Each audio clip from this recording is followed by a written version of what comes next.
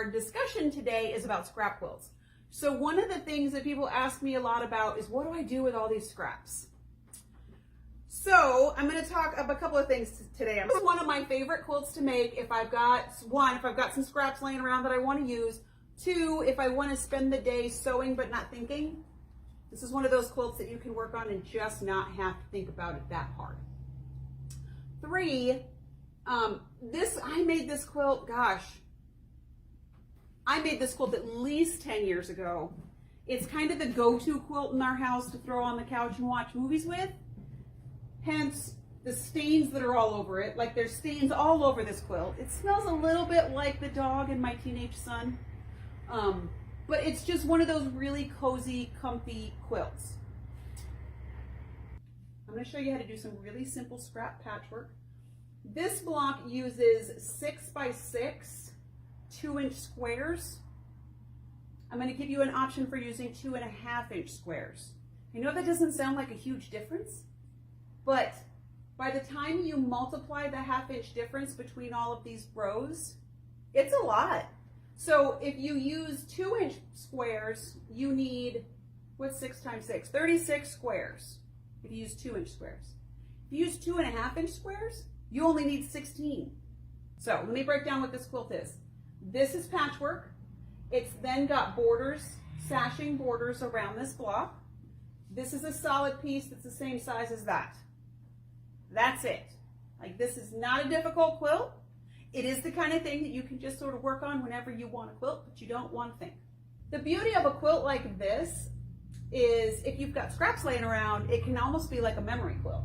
Like this fabric right here is a quilt I made for my mom. This fabric here is a quilt that I made for my grandma. This fabric right here is a quilt I made for DJ's mom.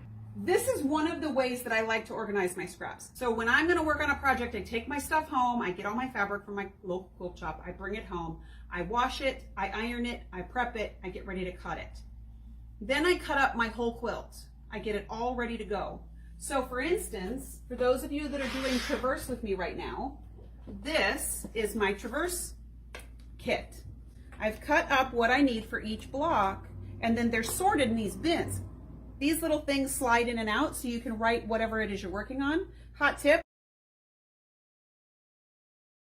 I write this with a friction marker so that when I'm done with this project, I can just iron these words off and use it for the next thing, okay?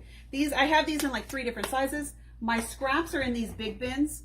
My bigger projects are in these big bins. My smaller projects are my things that I need to sort by month are in these smaller bins. As I'm cutting traverse, this is my box of scraps from Traverse.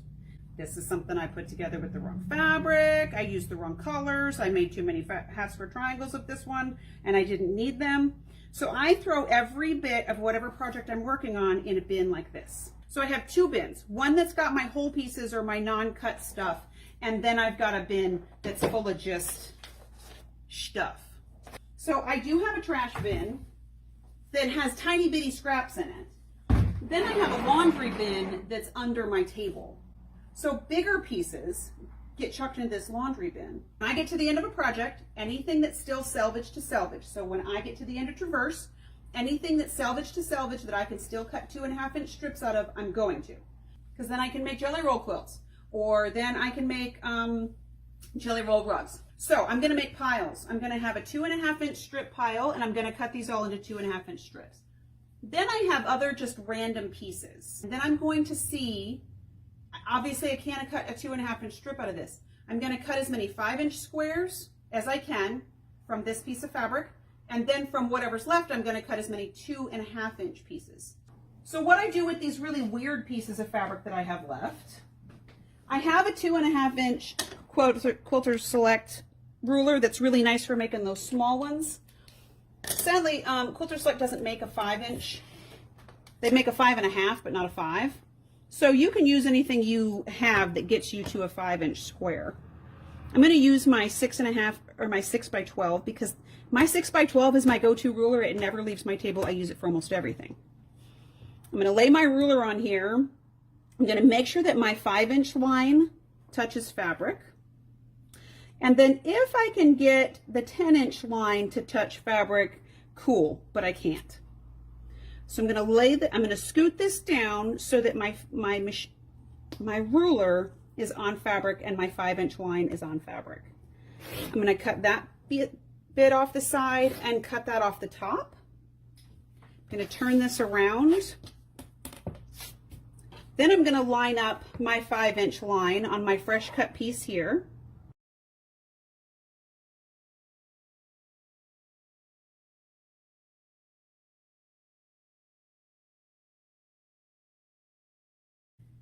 I have one 5-inch square, so that's going to go in my 5-inch bin.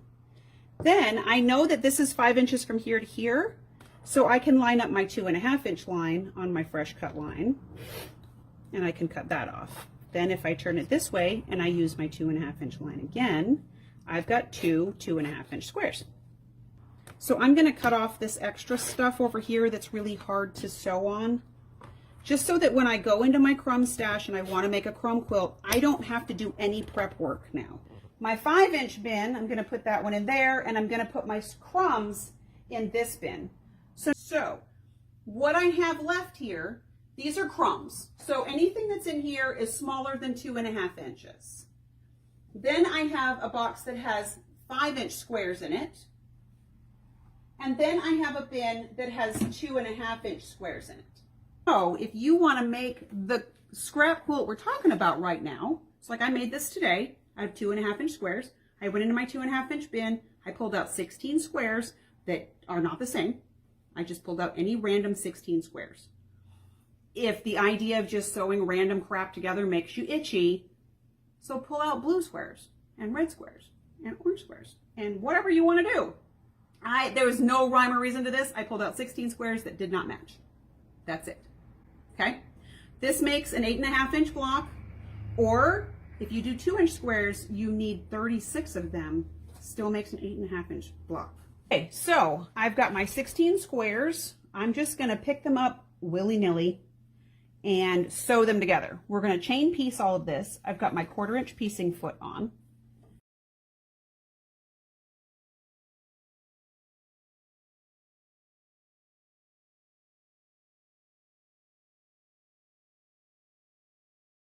So we're going to pop all of our stitches apart, and we're going to stack them all so that the seam is in the same place.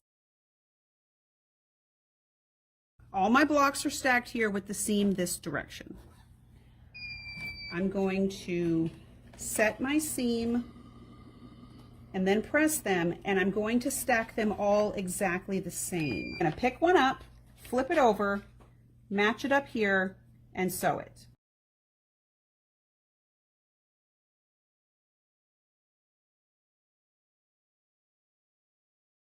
Because we're doing the same thing. Okay, so I'm going to set my seam and press it up. Now I've only got 4 stacks here, which means I don't have to set my seam every time if I stack them.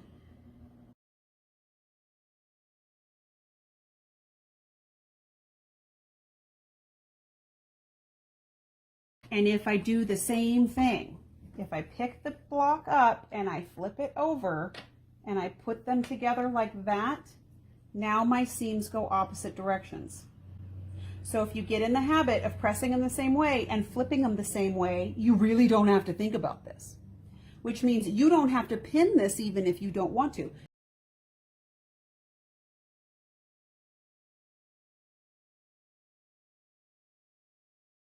Do the same thing. I'm going to set these together, and I put these together.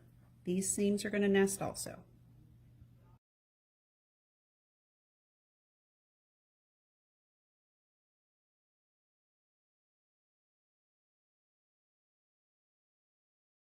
Okay, so look how simple that was. There was very little thought process here. It's sort of mindless sewing, and you can just make as many of these blocks as you need to.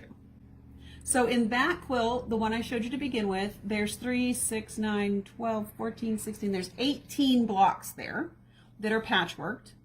So you could make as many of these as you want to make the quilt as big as you want.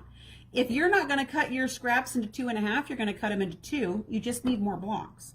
But the math in the pattern is going to give you the option for 2-inch squares or 2.5-inch squares. And we're going to give you the bordering and the and the floating blocks. This is one of those projects that every time somebody comes over to my house and they pick up that quilt, they're like, oh, I love this quilt. And it literally is just something I threw together one day because I was bored and I didn't want to like do math and I didn't want to read a pattern and I didn't want to think. I just wanted to sew stuff together. So hopefully you'll like that too. Again, give me a week or so and we'll have this pattern on our website as a digital download and we'll add a tag to that too. So get your scraps out and get them all pressed and get them ready to go. And then you don't have to have a box of shame anymore. You can have a scrap quilt.